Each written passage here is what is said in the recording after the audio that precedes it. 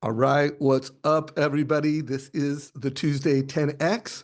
For over 15 years, I have been putting on a sales meeting at 9 o'clock Pacific on Tuesdays, other than when I'm traveling. I almost, Shayla, was going to book my flight to Park City this morning, and I'm like, I cannot miss Shayla. So I'm flying out late just so we can have this conversation. It's good to have you here. Thank you. And thanks for delaying your flight. Yeah, yeah, of course. So guys, I think 2025 is a really important year in mortgage. I just don't think it's just another year in mortgage.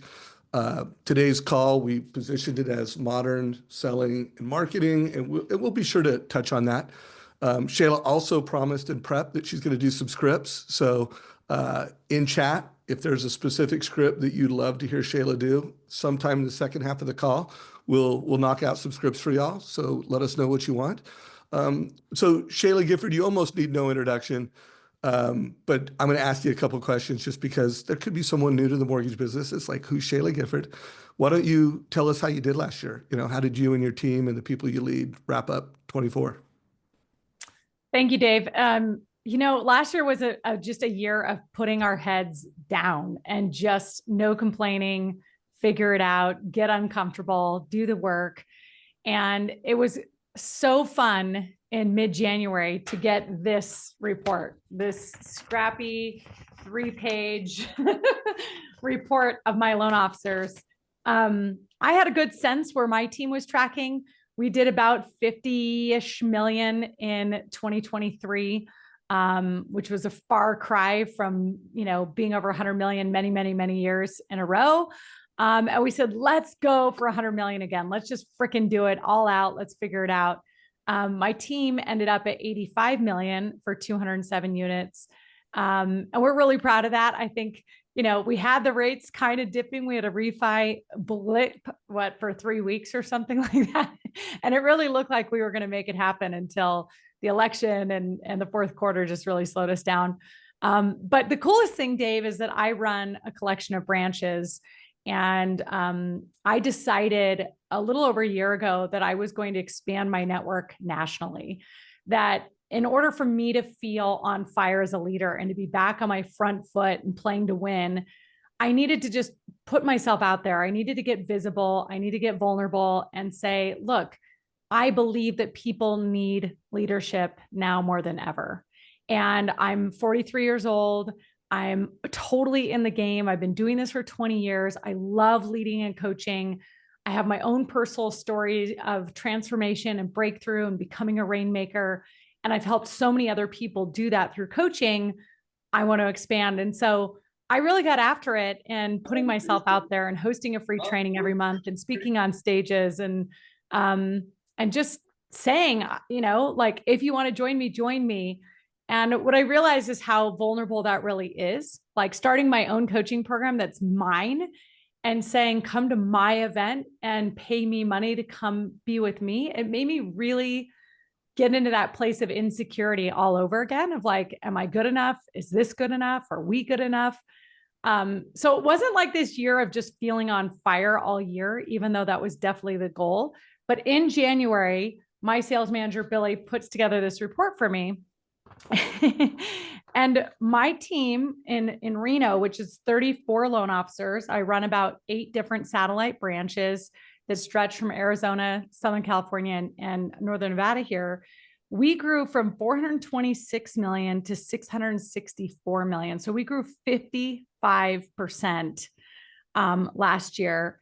And then I went out and added a bunch of teammates and welcome to the team. We grew into Washington, D.C. and Sarasota, Florida, Dayton, Ohio, and Minnesota, a little bit in Texas, Colorado. And with all those new folks joining the team, we crossed over 1 billion. We hit 1 billion 55 million. And like, that was like shocking, Dave. We'd hit a billion in 18, 19, 20, and 21. And so to go from a billion down to 400 is what everybody experienced. We all fell off 65, 75% in our business. But it was really fun to see that. The most exciting part of it, though, was actually for me to look at each individual loan officer and see how much they grew year over year. And then I've been spending all my time focused on those growth stories. Why? I love the cause and effect. I love decoding.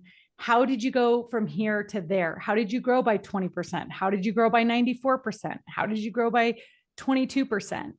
But it's the first year in a while that we've had growth stories to talk about, Dave, because 22 was worse than 21, 23 was worse than 22. So to be in 2025 and actually go, okay, this stuff works. We have proof. We can all click back into our belief and stop being so emotional about it and just do the work and trust the plan. And that's when I think we all perform our best. But it was hard to believe because it felt like everything that we were all doing and trying just kept netting a lower and lower result. So I'm stoked on 2024, chapter closed. 2025 gets us very excited because now I feel like we got mojo, we got momentum, we got swagger, we have more trust in what we're doing. And that's when I think you become unstoppable. So, wow, $1 billion. I could tell that was the thing you were most proud of, is just how you've done that. And then have you maintained number one market share leader in Reno and Lake Tahoe? Is that still geo market leader now, trying to own some other markets? Yeah, and I haven't looked at that in a little while, so I don't want to say 100% for sure, but we were pacing at that all year. We've been hanging around 13 to 15% market share in Reno Sparks area. Our population is about 500,000. And a lot of our satellites, like Elko, Nevada is a remote satellite, they've had 25% market share. Down in Prescott, we've been top one or two, maybe number three.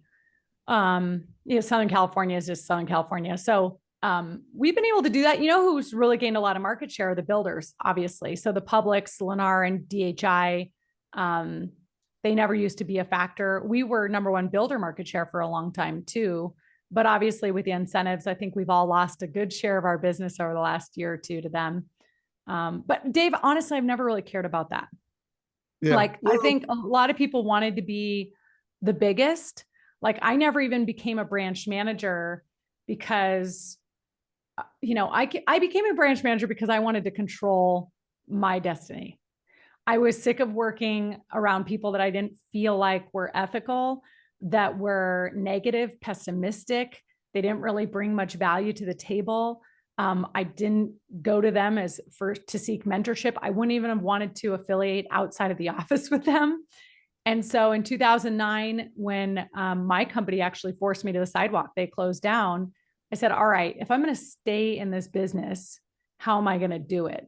And I said, well, I just want to run my own thing. I want to build my own happy culture where it's no drama. We come in, we crush it, we go home.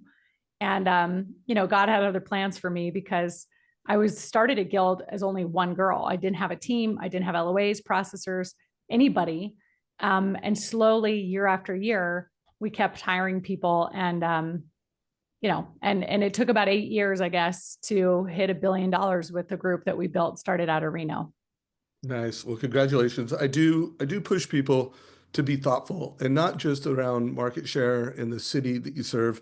Clearly, if you are in some of the bigger markets in California, it's just a hard number to look at. But think of what is your database share? Like what percentage of your database are you converting?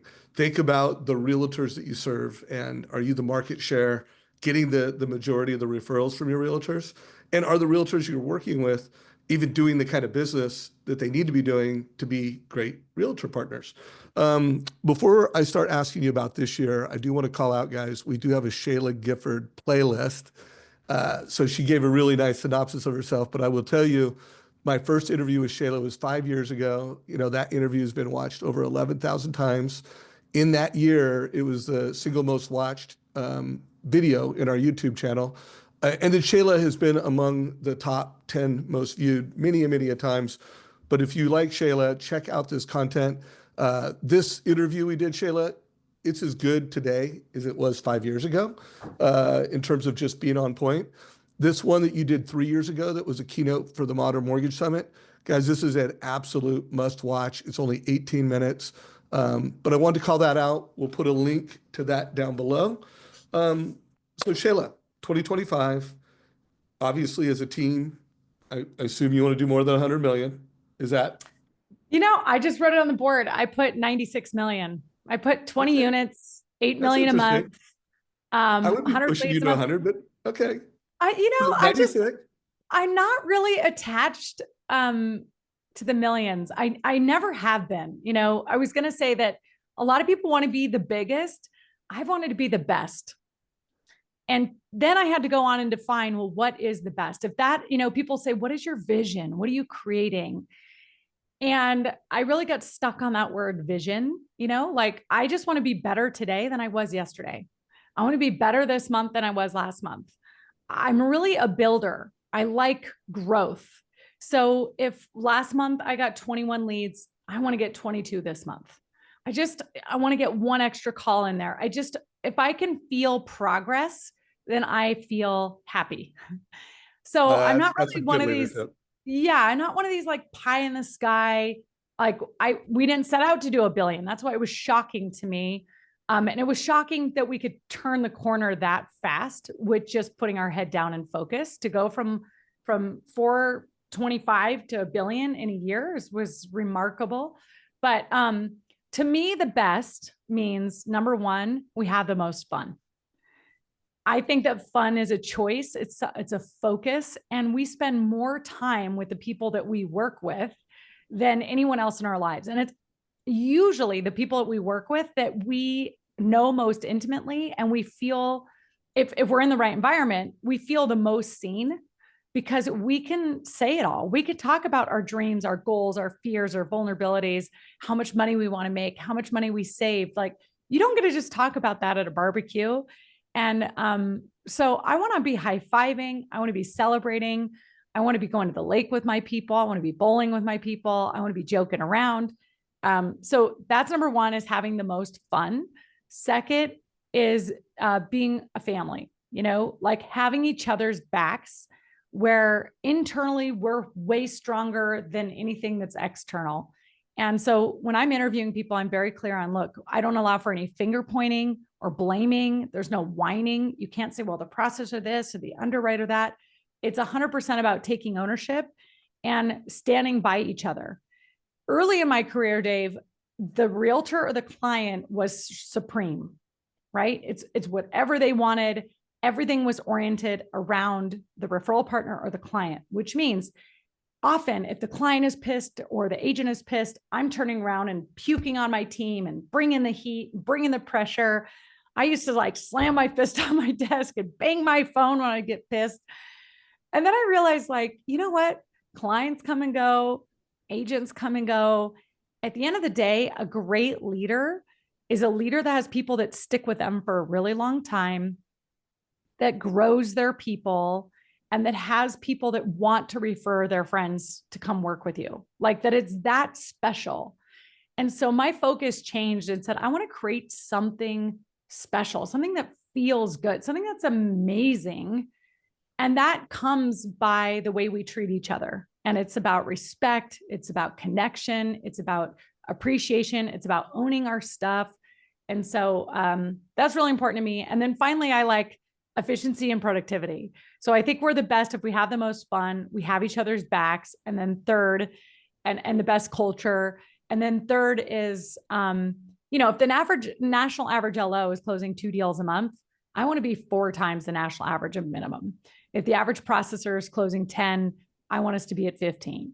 And so that's how I've kind of paced, especially when I came to Guild and I was just a little baby branch or a solo Shayla. I looked at the monster branches and was like, okay, if they've got 10 LOs and they're averaging 4 deals per LO, we can beat them on that metric. And it's a fun metric because it's about everybody being their best and figuring out the hacks and continually improving every day. I love that. And by the way, I do want to hear your goals and strategies for this year, but you said something about just always getting better. And I always want to focus on efficiency and effectiveness. And with the Modern Mortgage Summit coming, I'm every year I'm defining what is modern. Like what does it mean to be modern? And most people just instantly like it's social media and it's technology. And while to me those are tactics and strategies that are modern, modern. And tell me if you like this quote, and feel free to add on or Shayla-ize this quote. But the fast modern defined is the fastest, most efficient way of doing something that creates the most value and convenience for a consumer. Period. Like that is modern. What are your thoughts on that definition? I think the thing that we can't forget about is the difference between service and hospitality. And Ooh, you got me the book Unreasonable Hospitality by Will Guidara. And service is just meeting the needs of the customer. It is just checking the boxes. It is calling back when you say you're going to call back, emailing when you said you're going to email, delivering the accurate closing figures that you promised up front. It's just doing the job. That is service. And quite frankly, like we expect a lot as consumers today in terms of service. Where we get delighted and surprised and wowed is when we get hospitality. And it's when we feel important and we feel cared for and we feel seen. And it's so rare today because everyone's focused, I think, on service and efficiency because it comes from a place of fear. Like if I don't get that customer's order fast enough or turn the table fast enough or respond fast enough with a pre-approval, they're going to leave me for somebody else. We're in a culture where people have so many options of where to go. They can spend all night online and getting 3 other quotes or 3 auto pre-approvals that we're so focused on getting the service done that we forget about the human and about the feeling cared for and feeling nurtured and feeling seen. And that I think is the X factor. And a lot of people have forgotten it. I also think you guys in prospecting, so many people have this weird expectation that they need to go out and only work with people that they really, really like. Okay. I would say it's the opposite for me. I will only hire people that I really, really, really like. Like I will not hire you if I don't want to go on vacation with you. If I don't want to hang out with you and your spouse for dinner with the very little free time that I have, because that is a choice. We work together over and over and over and over again. I want to be excited when your phone rings. When I'm prospecting, I'm looking for business partners. I'm looking for people who align in their values and ethics and integrity. But from a personality standpoint, I'm here in kind of a business relationship. This is a contract relationship where we're here to make money together. I'm not here looking for, more friends. I got enough friends. I'm here to do business.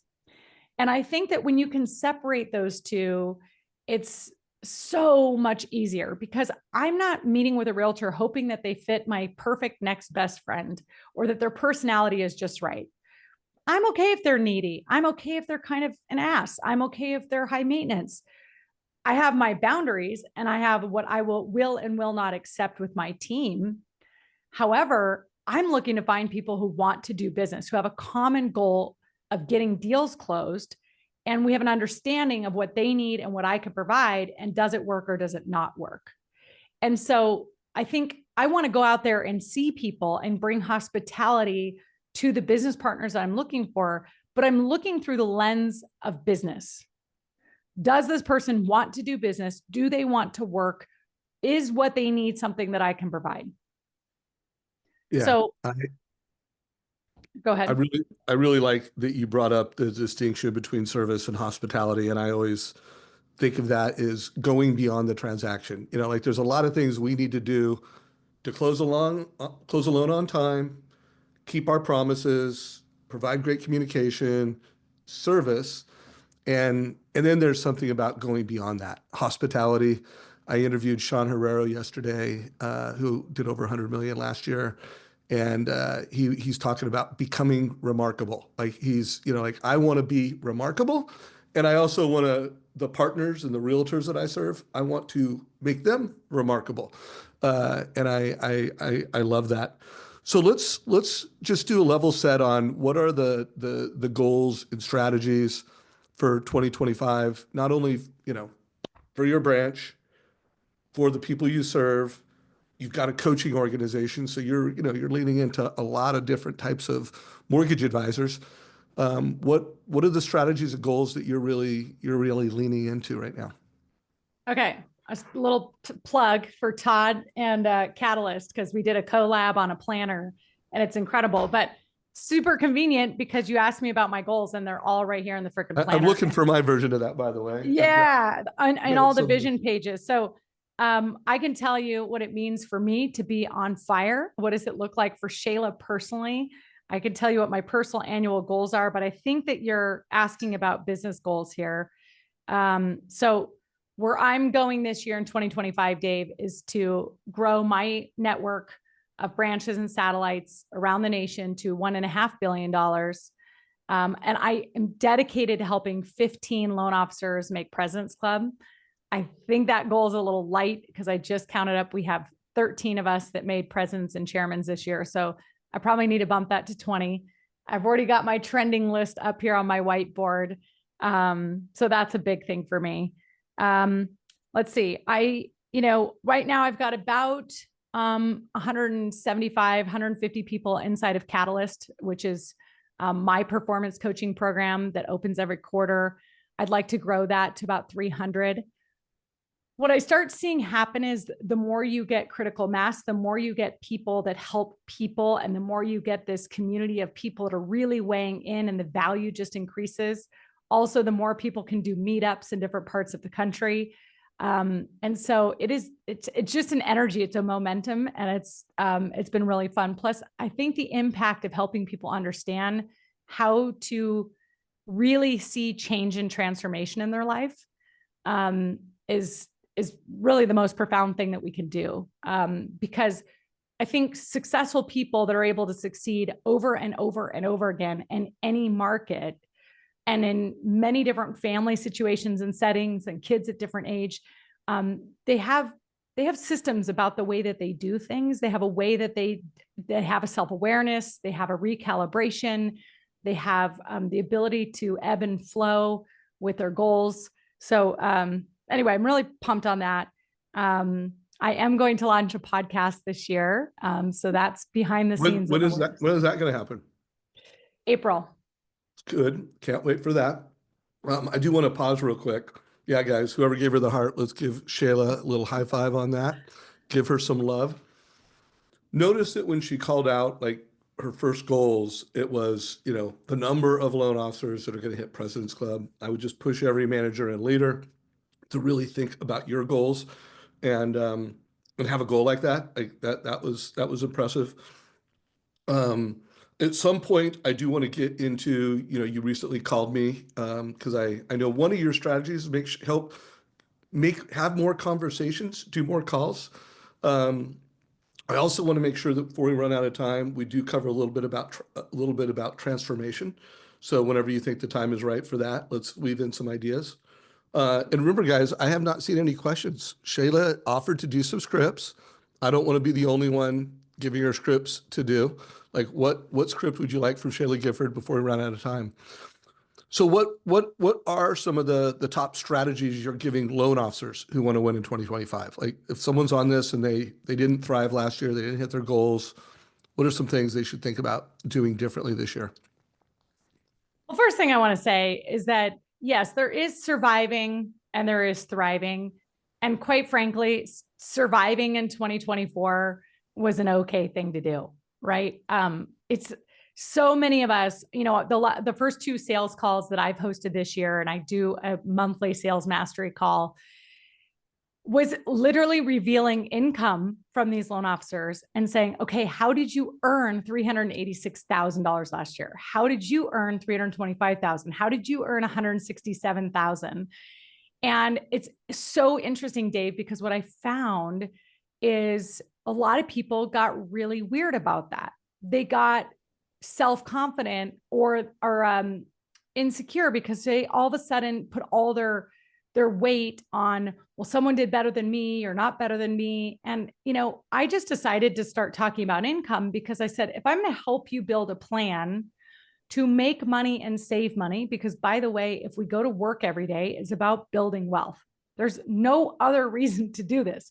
We can do many other things to have fun and to nurture our souls and to make friends, but we're here to work, to build a business, to create income for our families, to empower, dreams and goals and things that we want to do for people. So I was like, look, there's so many different ways to make 200 grand right now. You might have to do, 3x the loans at a reduced amount because you're working on a builder, you're working with these teams. You might be able to do less loans because you're in a rural market or because you've got a bigger loan size. I mean, like, let's just talk for real. And that's one thing that I get frustrated about is that people want to hide behind the millions and they might have 5 junior LOs and they haven't even gotten paid. Right. And I want to help reform that. I want to say, that's great. What you've built is great. However, is that what you want? Is that the income goal you want? Did you save the money you want to save? And how do we get there? So regardless, the fact that you're here is a win in 2025 because it is a game of outlasting. I'll give you an example. I sat down with one of my builders. I've been with these guys for over 10 years. I go to their meeting every single Monday. I sit with the owners, the head of construction, all the salespeople. You have no idea how many thousands of ideas we've come up for marketing. We've sold them builder forward locks. We've worked weekends at their subdivisions, all this stuff. In the last year and a half, they brought in 2 other backup lenders because they were just freaking scared. And guess what? The only thing those backup lenders had was to cut margin. That was it. That's all they had to bring to the table. And they did. And so it's been a freaking bloodbath of compress margin. So not only is the company not making any money, but the loan officer is having to take totally reduced comp and work 3x as hard and feel like, if I don't say yes to coming on this Sunday, you're going to throw in one of the other backup lenders. And so it's felt really yucky and cutthroat. However, I'm at this meeting. I have lunch with with these builders, with the owners, and I'm starting to sense that these other 2 lenders are finally petering out. One is dropping the ball. They've got 2 late closings because guess what? Over time, people will be exposed. Can they close loans? Are they a quality technician that's doing a great pre-approval upfront? Are they working from a place of strength and having a process, a repeatable process? Or did they just come in guns a-blazing as the backup, making promises out of both sides of their mouth, hiding in the background behind a shit show? Like, over time, winners will win. The game is not over until I win. That needs to be your attitude. Love. The other lender is kind of just petering out a little bit. And it was like, yes, I feel back in the power seat because here we closed literally, you guys, over 1,400 loans as a company in Reno Sparks with this builder over 10 years. The amount of blood, sweat, tears, sacrifice, love that we've put out there to accomplish this, to then have people just come in as a backup and slash price and then constantly poison them as, guild team has higher rates or guild team is this or blah, blah, blah, blah, blah. So the game is to outlast. So I will say that first. Second, strategy. Dave and I have both completed. Well, I don't think we can say we're completers actually, Dave, but we did our first round of attempting to make 100 conversations, 100 talk tos with an ask for business in one day. We call it the Hammer 100. Dave called it the Impact 100. On my goal sheet as a sales strategy, Dave, I put 3 of these in a year. So I've already booked. We did it on January 17th. The second one we're doing is February 20th, which, by the way, I've opened to anybody that wants to do it with us. You can go to my Instagram. I think you can register there. If not, DM me. I will get you the link to register. We just all go on a Zoom on mute all day. And we literally just call.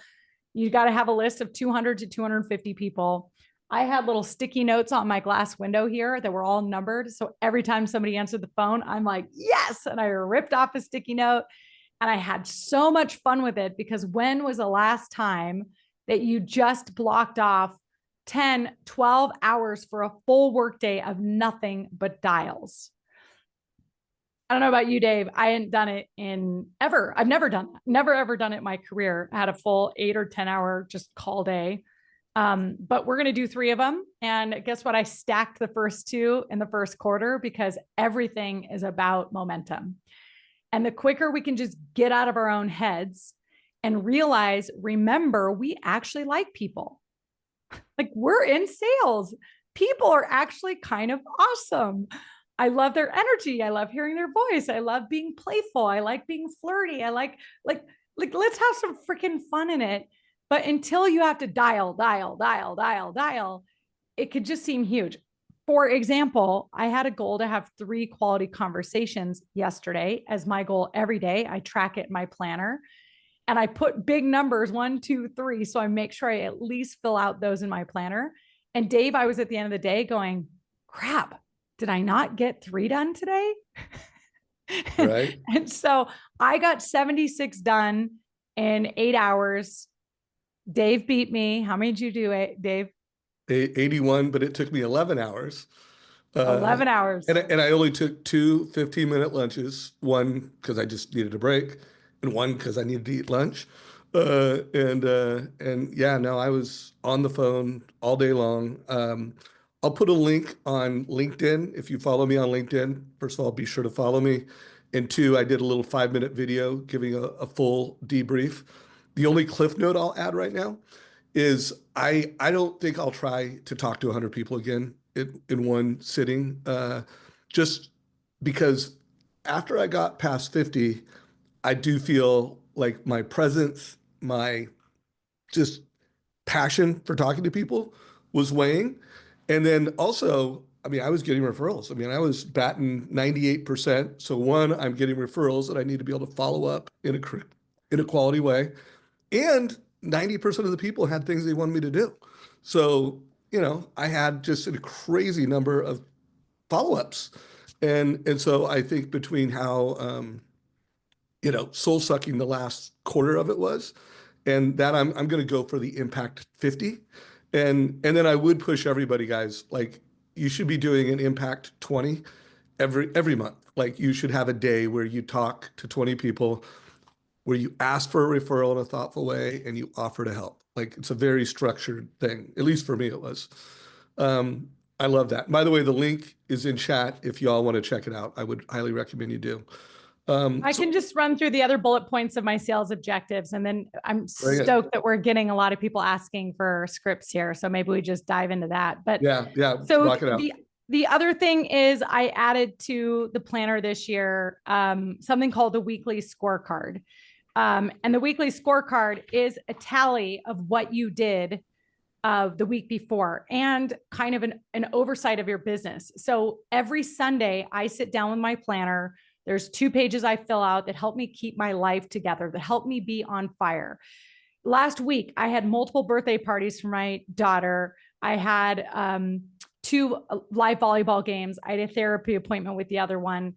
I had like 7 different consulting meetings. I mean, it was just a huge week and I crushed it. I showed up prepared, ready, well rested, with energy because I sit down on Sunday and I do this thing called the weekly PPC. I do preparation. I download from the week before. I have a clear top 3 goals that I set so I know what I'm coming into for the week. I put my whole calendar on a one sheet so I can see, where does Galen need to be? Where does Shay need to be? Where do we need help? I'm already thinking about 2 weeks from now, if my kids can have a sleepover at my sister's house, so Galen and I can get a ski day by ourselves.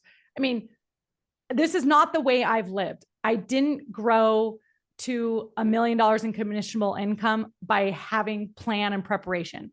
I grew there by sheer fear, will, determination, sacrificing freaking everything, burning the boats, running myself down because I just wanted it that bad. Today, I believe that you can have a more dynamic life.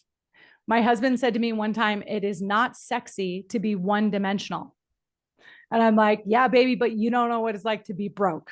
And you don't know what it's like to feel unstable. And you don't know what it feels like to not be likable and feel like you've got to change who you are to appease and please and be accepted by other people. Those are my big chips on my shoulder that I was running as hard and fast as I could to create that stability in my life, to get people to like me, to feel valuable. And I did it to exhaustion. So today I feel like, okay, I can kick ass and be kick ass Shayla, but I can also be goddess Shayla. I can also be a present patient parent, but there's got to be some, rhythms and routines and rituals in my life that allow me to have the foresight, that allow me to get help, that allow me to delegate, that allow me to show up prepared. So that's my pitch on the planner and the kind of coaching that I do to help people be dynamic and perform at a high level and catalyst. This scorecard is what's helping me not be shocked in a year to be like, what happened? Where did we get? Because every week I'm looking at where my leads at for the month.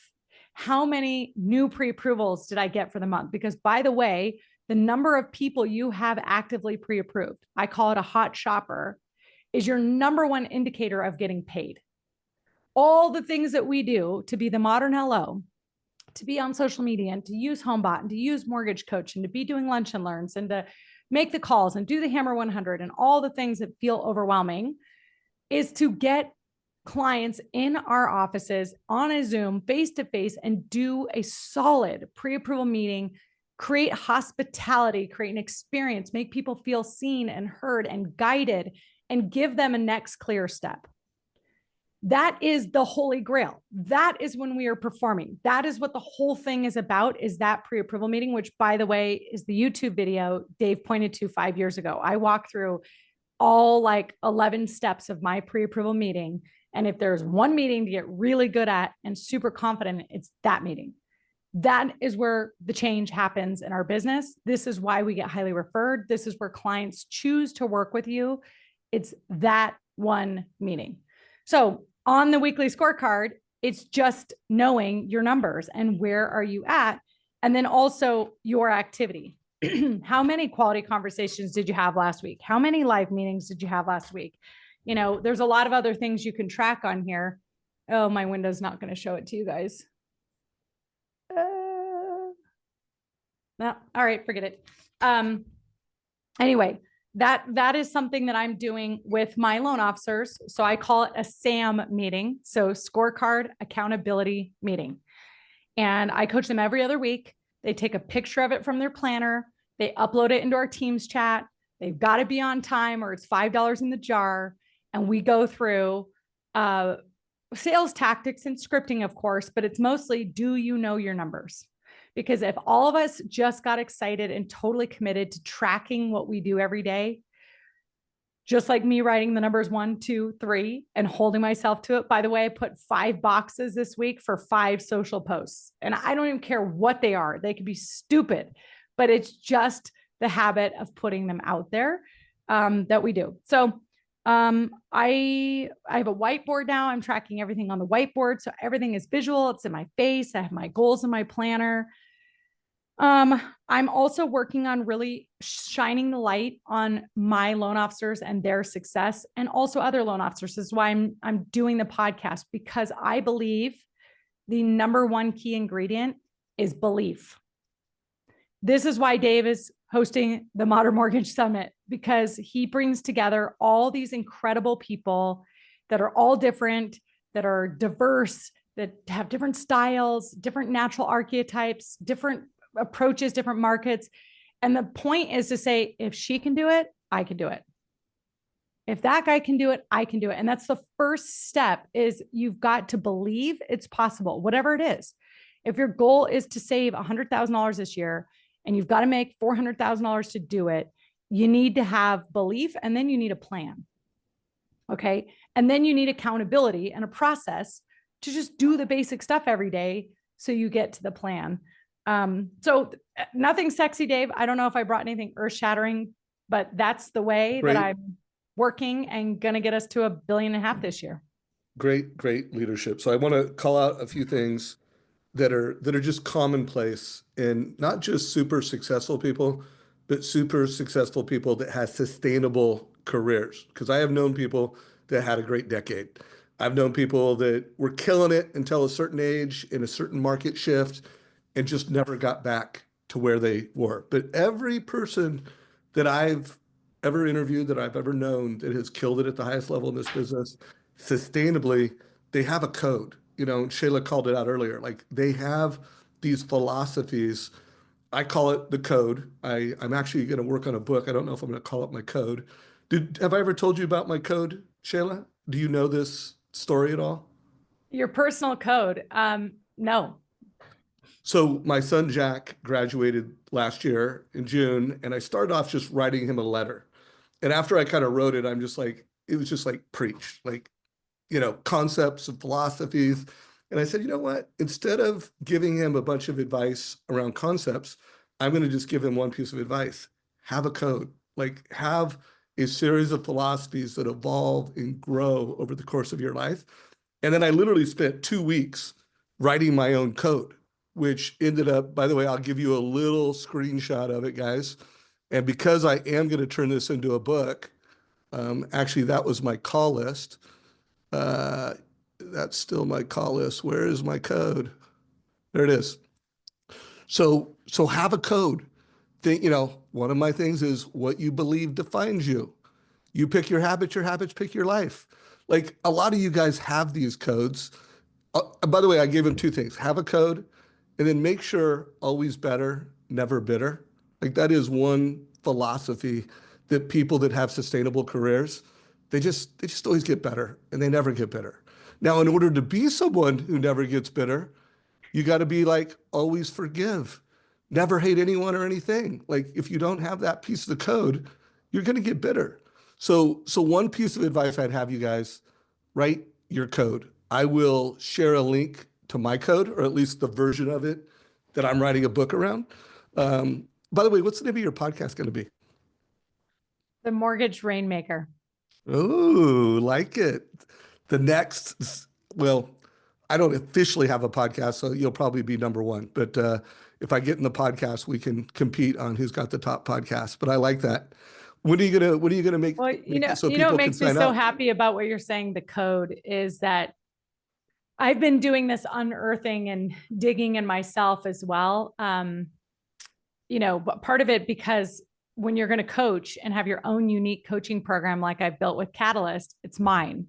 What do I believe in the world, and what has been my life experience, and what do I want to teach and impart on others? What legacy do I want to leave? What impact do I want to leave? And so I've been thinking a lot about this thing called a legacy letter. And that's Ooh. exactly what you wrote your son is in a legacy letter is a lot of these things. Like if you were to die tomorrow and you had your trustee guiding Well, your I started trust. thinking about that. Like, if I was like, when I started writing, I'm like, hey, this is for good or for better. Like, this is my operating system. These are philosophies that I've added. I mean, almost every single year, I've added something to my code. I've added a new Yeah. phrase, a new quote. By the way, guys, I Oh, just put a link to my code. At the bottom, it has our Savage family values and mission, which I wrote before I had my second child. So that is something that my wife and I, built our family culture around. So at the bottom of that, you'll see our family, values and honestly, mission. Dave, and everything that you've ever done and ever brought, I think this could be the biggest gift that you give to the world. I really hope you get this damn book done. This is it.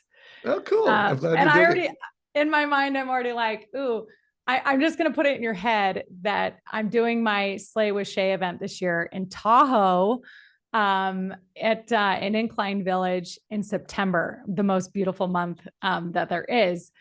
And I think the dates you guys are like September 15th, 16th. I don't even have an event website built yet or anything. But Dave, I would love to have you speak and teach a framework for building the code. I don't know if you'd be Ooh. open to that, but like this is the shit I really like to talk about because it's your guiding principles. It's this belief about how you want to treat people in the world. It's also like your deepest unmet need that is your why. And I'll just be quick because I really want to get to scripting, but like for me, I realized as a little girl, I never really felt chosen. Like I wanted to be cherished. I wanted to be my daddy's little girl, but I grew up with parents that were 21 and 23 and starting a business and both working bazillions of hours and didn't come from really, healthy homes. And so my whole life has been about figuring out how to be chosen, how to be good enough. And so I've done nothing but decide to choose other people, to be all in on choosing you, to just beam love, to find out all the reasons that I like you and why I'm going to choose you. And that doesn't mean I like everybody. And in fact, I'm a total introvert. And it doesn't mean that I don't protect myself a lot.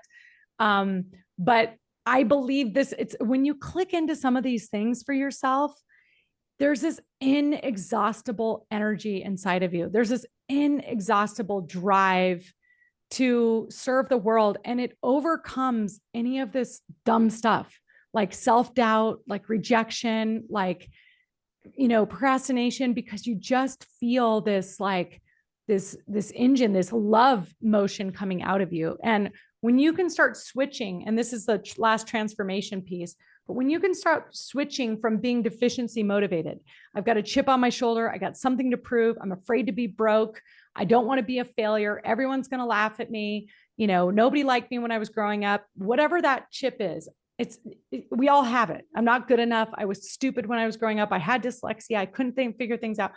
Like when you can get to the other side and find your code and you can find your unmet need, you can find that inner fire. It's pretty inexhaustible. And I know that because a lot of people ask, like, once you get the money in the bank, like, is that when you get to do the work? Is that when you rest, And you got to do the work along the way, because it is the journey, and wherever you go, there you are. So, and the harder things get, the more our crap gets exposed. And I think that all of our insecurities and all of our stuff has definitely been like poked and punched and prodded and stuck out there the last 2 years. And so, this is really important work. Okay, the planner is available for purchase. I think you can go to thecatalystplanner.com. I should know that by heart, but Yeah, we'll find a link is. to it. Shayla, don't worry about it. We'll find a link. Paul will find a link and we'll get it shared here momentarily. Keep an eye out for that. We'll also share a link to that original video that Shayla shared, like the Shayla Gifford perfect process. So I think it was Israel had asked for a link to that. Stay tuned. We'll get that to you. And if you're watching this in YouTube, all these links will be down below. So we're at the 10-minute mark. I'm going to say something 30 seconds just to frame this. I already mentioned all the best, they have a code. They also, they have systems and processes to have the right quantity of conversations. Like they don't win without having the right quantity of conversations, and they don't win with quality, the quality in which they do it. So Shayla's going to share some words. Mortgage Coach is a piece of that quality, like what you present to the consumer so that you have the right words, you ask the right questions, you deliver the right experience. So Shayla, what script do you want to hit out of the 3 or 4 that you've seen so far? And let's try to do 2 Well, scripts. Pamela just said a realtor call for new business. So the best thing that you could do, Pamela, with the rest of your day today is to build a prospect list. And I don't care how you go about doing it. You could literally go to every single local real estate company in your market, go to their website, see the page that features all the agents, look at every single photo and just see who do you like, what their smile, their twinkle, their bio, and you could just write down their names. You could drive around 2 neighborhoods around your house and look for every for sale sign and write down their names. You could call your 10 best friends, colleagues, former coworkers and say, hey, do you know a great realtor in our town? You first got to get a list, and ideally you have some sort of like connection for why they made the list. Okay. And it could be that you loved what they had on LinkedIn. It could be that you read their reviews and you loved what somebody had said about them. I don't care, but it's easier if I have like a little bit of here's why I'm calling. And the best one, of course, is if you can get referred by somebody else. So if I worked with Dave 10 years ago at the power company and I said, Dave, it's been a long time. I haven't talked to you in a long time. As you know, I'm in the mortgage industry. I'm really looking for new business partners. It's been a rough market. And I want to find those people that are still excited, that are hungry, that are class A professionals. in all the things that you do, have dealt with, any house you bought, do you have any realtors that stand out to you? People that are just awesome people. And Dave might say, yeah, I know Cheryl Smith. She's over at Ferrari Lund. She's fantastic. We sold our house with her 4 years ago. Yeah, Cheryl's amazing. You got to go meet Cheryl. Great. I put Cheryl on my list. Okay. So the easiest thing to do then, Pam, is to pick up the phone and call Dave and say, ring, ring. Hey, is this Dave Savage? Yep. Dave, this is Shayla Gifford over at Gill Mortgage. How are you? I'm great. How are you, Shayla? Good. Hey, Dave, you don't know me directly, but I'm calling you because we've got a mutual friend. You know Pamela Perkins? I do remember her, but I'm pretty busy. I've only got another minute. Okay, well, listen, I'm calling because Pamela told me that I had to connect with you. Supposedly, you sold her house 4 years ago and did a knock up job and killed it. And I was reaching out to Pamela because I'm looking to grow my business. And Pamela said, you need to meet Dave Savage. He is a hustler, he's a Class A professional, he does great business. And I'm sure you've got a lending relationship, Dave, but would you be open to meet with me for a cup of coffee so that I could learn about you and see if there's a way we can make some money together? So I would say yes. I mean, what percentage of people are like just very agreeable at this point versus, dodging you? 85%. Yeah, That because I was gonna be, why I wanted to be rough and tough on you just now. And I'm like, you addressed an objection. I've already got a lender. You showed me that you knowed me, like, yeah, where? Like, let's So go. the thing that you helped in this situation is you put pressure on me. So because you were like, I only have a minute, which was like, what do you want? I want to get off the phone. So I was like, whoo, how can I cram all this in and get there? And again, I'm enthusiastic. I've got a nice tone to my voice. It sounded really friendly when I approached him at the very beginning, like, hey, Dave. It wasn't like, is this Dave Savage? Hi, Dave. Hi, Mr. Savage. This is Shayla. Like, all of that throws people off. I want to Or call be, me David. Like, don't make sure you call people by the name that their friends call them. yes, yes. And he doesn't want to be a jerk and not disappoint Pamela, right? So you have to understand human nature. I also am going to say something quick like, Dave, I know you're really busy and you've already got another lender, but I Boom. need to meet you. If half of what Pam said is true, I have to meet you.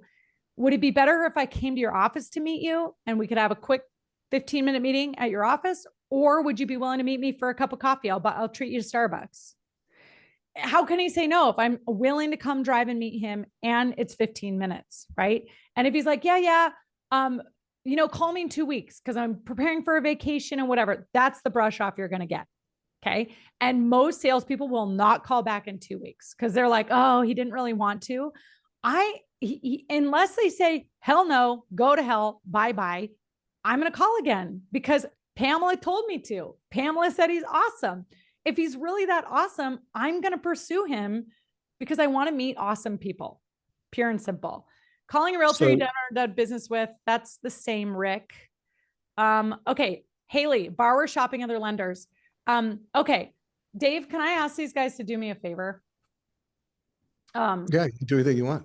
You guys, I just put this on Instagram yesterday.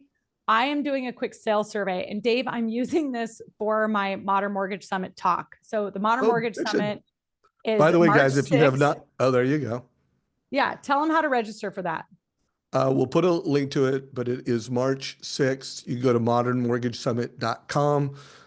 We've already sold, I think, over 4,000 tickets. Guild is a partner. Thank you, Shayla. How many loan officers at Guild now? Uh, I don't know, probably Okay. 4,000. So Yeah, I was going to say 3 or 4,000. So, and a number of other lenders have bought tickets, and then we've had hundreds of loan officers sign up. So sign up. Shayla is going to do a 30-minute talk. All the other talks will be a total of 15 minutes. But Shayla Gifford is getting 30 minutes. And then also the number one buyer agent in America, Ken DeLeon, who will be kicking off the Modern Real Estate Summit. We're giving him 30 minutes as well. cool. All right. Well, the reason I thought to bribe you guys to fill out my 2-minute survey is that the survey basically says, hey, you're a salesperson in the mortgage industry. What's preventing you from blowing up? Like what Dave and I are all about is helping people have a breakthrough, helping people go from here to here. And whether that is less stress and more balance, whether that's feeling defeated and now having more mojo and getting their swagger back, whether that's feeling insecure about your value and now using Mortgage Coach and feeling bulletproof and like you're a valuable advisor. That's the growth that we're looking for. That's the transformation. So that's what this 2-minute survey is.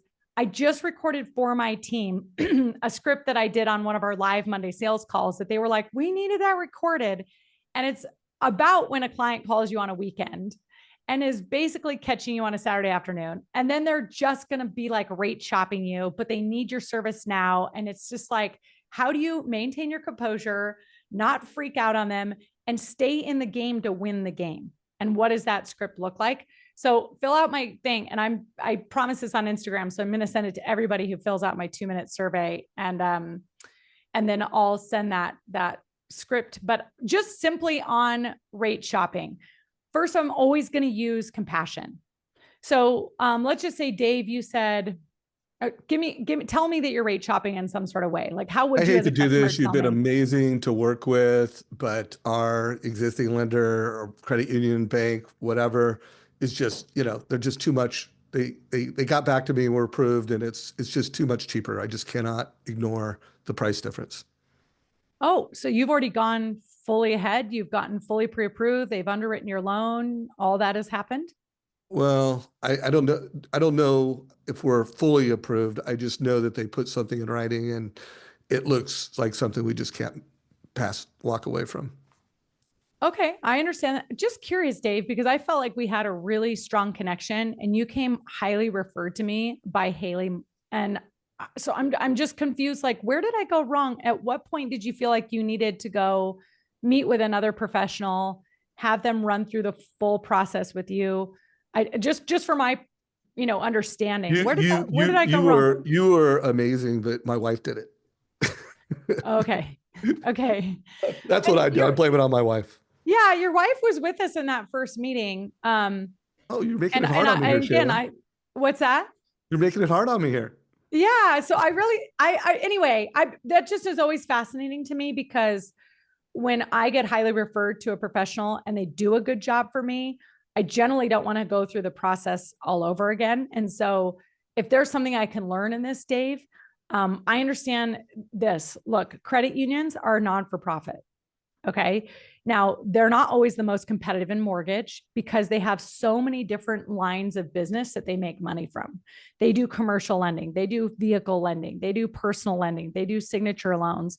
And so often, mortgage is not a super huge focus, and often they don't even have a big mortgage department.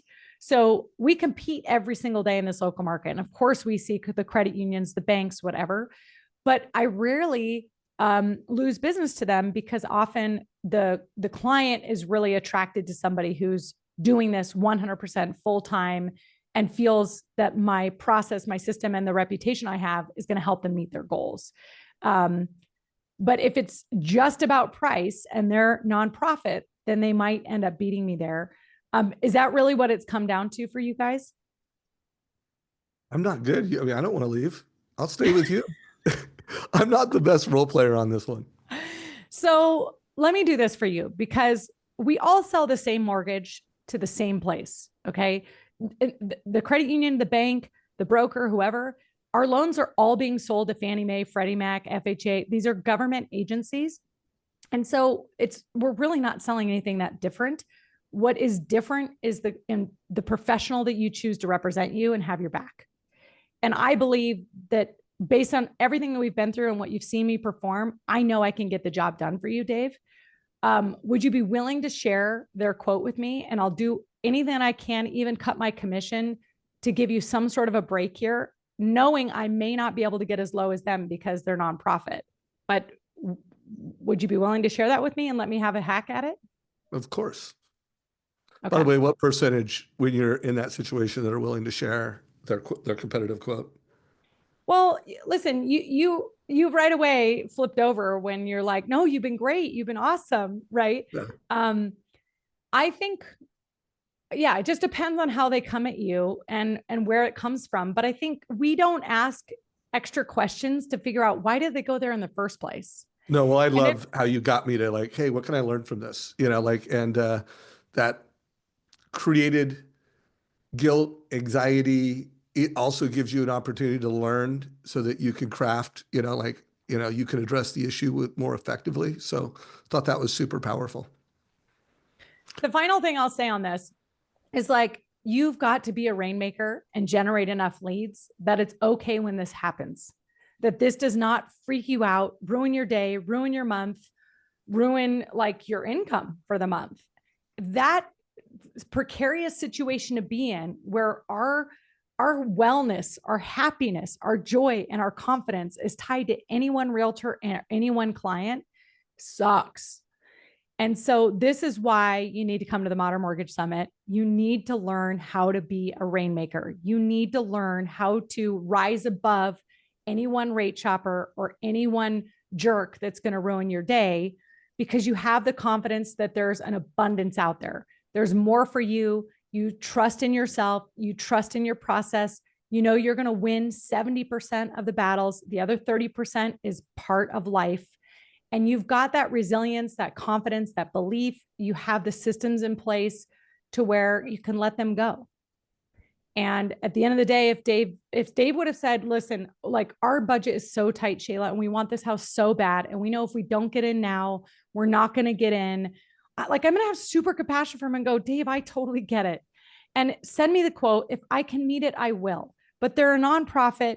If they're going to kick my ass, I ultimately want you to have this house. I'm in this business for a long time. I'm not in this for a transaction. I really want to see your family succeed. You came highly referred to me for a reason. Haley is going to do a lot more business with me. I hope I've left a good impression on you, Dave, that you refer me to your next two friends, because I don't get paid to pre-approve people, but I hope that all of my advice, my guidance, and what we've done up to this point is what's given you the confidence to buy a house in the first place. And I hate that I'm going to lose for $55 because I want to do your business and I want to be in a relationship for a long time. But I also want you more to have this house. So can I have one last shot at it? Will you send it to me? Love it. All right, guys. So we are almost at time. Well, we are beyond time. I just put my mobile club number, 949-799-0837. Make sure you join that Savage Mobile Club. And also today, I will send out what I think is one of our best script coaching videos. And I do have a LinkedIn article specifically how to overcome price objections. Now, I wouldn't say what that script is like. It's different than what Shayla did. It's more of like how to negotiate price. Like when someone's got 3/8 better in rate, don't negotiate rate, negotiate dollars. Like what's the cost of that loan versus your loan over 1 year? Because whatever loan they get today, no one thinks they're going to have that loan for 5 years. Like everybody thinks that I'm going to refinance that. So at some point in overcoming this, negotiate based off dollars, not interest rates, because an eighth in rate is very, very expensive. Lots of times you could get to a point where like, hey, if I could put $1,000 back into cost, and now you're either not giving a concession or you're giving a much smaller concession. All right, guys. So Shayla Gifford, you are amazing. We didn't exactly do the modern selling and marketing, but I think what we did was actually better and even more valuable than that. Also, I definitely want to call you back and do just scripts, Shayla Gifford scripts. Like, would you be game Thank you. for Oh, doing yeah. Shayla Gifford scripts? Yeah. As long as I can have the asset too, because everybody in Catalyst asks for them. All my sales team asks for them. Oh, So, so let's you and I together do like scripts with Dave and Shayla. hey, maybe that's for the podcast, Dave. Oh, let's Hey, go. hey. And by the way, and if I can make the date work, once you know the date, let me know. I would love to talk about the code. I really believe it will be potentially the most powerful thing I've done and something it was magical the month that I wrote it. And then it's the gift that keeps on giving. Like I've gotten a lot of personal development from just documenting my code. And I do think it's something that could be really valuable. Shayla Gifford, you're the best. Hey, I see so many new faces on here, Dave. If you guys want to connect with me, go to Instagram, DM me, tell me that you love this, take a photo of this, post it. I love making new friends. And Dave, the opportunity for you to expose me and continue to let me share with our industry on your platform is a true honor. So thank you. And real quick, Shayla Gifford, like following her on social media is inspiring. You know, like she is a constant sense of inspiration. And the Impact 100 that I did came totally from Shayla. I mean, I woke up the next morning going, wow, that was like an incredible like leadership by example. Like Shayla does not need to be trying to have 100 conversations in a single day. Like she's managing a lot of people, she's building a big program, but she's leading by example. That would be my last message to any managers listening to this. Where do you rate at leading by example? Are you leading by example at the highest level? And if you're not, follow Shayla and she will inspire you to do so. Take care, everybody. Yeah. Come join us on Hammer 100 in February. Impact 100. See you later. Bye.